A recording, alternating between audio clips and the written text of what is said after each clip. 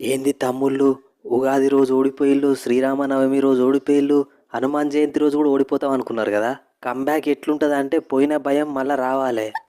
245 టోటల్ని almost 2 ఓవర్లు మిగిలి ఉండగానే చేజ్ చేసిల్లు. ఇంత డేంజర్ కంబ్యాక్ ఇస్తారని అస్సలు ఎక్స్పెక్ట్ చేయలే. ముఖ్యంగా అభిషేక్ తమ్ముడు రాసి పెట్టుకొని వచ్చి మరీ కొట్టినావు కదా. వట్టిగా 40 50 కొట్టి అవుట్ అయితే ఈ మ్యాచ్ గెలవమని నాకు తెలుసు. అందుకే దానికి ఇంకొక 100 యాడ్ చేసి 140 కొట్టిన. ఆ 140లో కూడా 116 రన్స్ జస్ట్ 4లు 6లతోనే కొట్టిన. గుర్తు పెట్టుకోలి అభిషేక్ శర్మ, షేక్ ఆడిస్తా. అభిషేకు లాస్ట్ 2-3 మ్యాచ్ల నుండి జేబులో ఏదో తెల్ల కాగితం పట్టుకొస్తానో అనుకున్నా. అది ఇదేనా? పటేలు గిసొంటి బ్యాటింగ్ పిచ్ మీద కూడా 4 ఓవర్లలో 4 వికెట్లు తీసి 42 రన్సే ఇచ్చినావంటే అభిషేక్ శర్మతో పాటు మనం మ్యాచ్ గెలవడానికి నువ్వు వేసిన బౌలింగ్ కూడా ఒక కారణం. Excellent bowling Patel. కమిన్సు, నా పేరు హర్షల్ పటేలు, కానీ నాకు ఇంకో పేరు ఉంది, పర్పుల్ క్యాప్ పటేలు.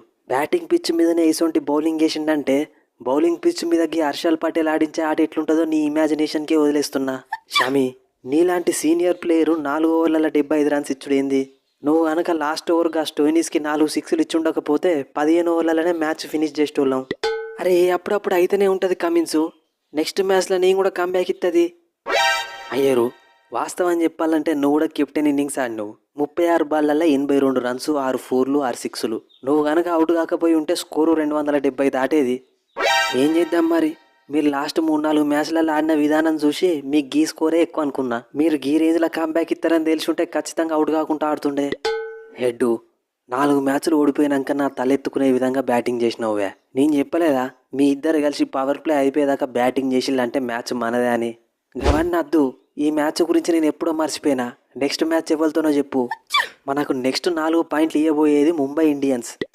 మ్యాచ్ గెలితే వచ్చేవి 2 పాయింట్లే కదా కమిన్సు, 4 పాయింట్లు ఎందుకు ఇస్తారు? హెడ్, మన నెక్స్ట్ 2 మ్యాచ్లు ముంబై ఇండియన్స్తోనే. ఫస్ట్ మనం వాళ్ళ హోమ్ గ్రౌండ్కు పోయి 2 పాయింట్లు తీసుకోవాలి. నెక్స్ట్ వాళ్ళే మన దగ్గరికి వచ్చి 2 పాయింట్లు ఇస్తారు. అంతే, వెరీ సింపుల్. కమిన్సు, మీరు మీ కంబ్యాక్ ఎట్లుంటుందో ప్రజలకు చూపించిల్లు. ఇవాళ మేము కూడా మా కంబ్యాక్ ఎట్లుంటుందో చూపించాలే కదా. ఇంతవరకు ఒక్క మ్యాచ్ కూడా ఓడిపోయి ఢిల్లీని ఎలా విసుకుతాం. తర్వాత మీ దగ్గరికి వెళ్ళి 4 పాయింట్లు తీసుకుంటాం. ఫస్టే చెప్తానా, డీసీతో గెలిచి రాలి, లేకుంటే అనవసరంగా మాతో 2 మ్యాచ్లు ఓడిపోయాక బాధపడతారు. మ్యాక్స్వెల్, ఆర్సీబీలోకి వెళ్ళి బయటికి వస్తే ఎంత మంచిగా ఆడాలవే. మన ప్రీతక్క నీ మీద ఎంత నమ్మకం పెట్టుకున్నది, నువ్వు ఒక్క మ్యాచ్లో కూడా చక్కగా ఆడతలేవు. నీ తోటి ప్లేయర్ స్టోయినిస్ని చూసుకున్నా నేర్చుకోరాదు మ్యాక్స్వెల్. ఇప్పుడే ఎందుకు తొందరపడతానావు అయ్యరు, ఇంకా ఫుల్ మ్యాచ్లు ఉన్నాయి, అసలు సినిమా చూపిస్తుంది. ఇంకా అవన్నీ కాదు, మన నెక్స్ట్ మ్యాచ్ కేకేఆర్తో ఉన్నది. వాళ్ళు ఎక్సలెంట్ ఫామ్లు ఉన్నారు, నువ్వు ఫామ్లోకి రావాల్సిందే. అయ్యరు, నువ్వు ఒకటి అబ్జర్వ్ చేయలే, ఇంకా కేకేఆర్ ఒక మ్యాచ్ ఓడిపోతే ఒక మ్యాచ్ గెలుస్తుంది. వాళ్ళు మొన్న సిఎస్కేతో మ్యాచ్ గెలిచిరు కాబట్టి ఖచ్చితంగా మనతో మ్యాచ్ ఓడిపోతారు. అంతే అంటావా? గంతే, మ్యాచ్ మనదే. I'm coming.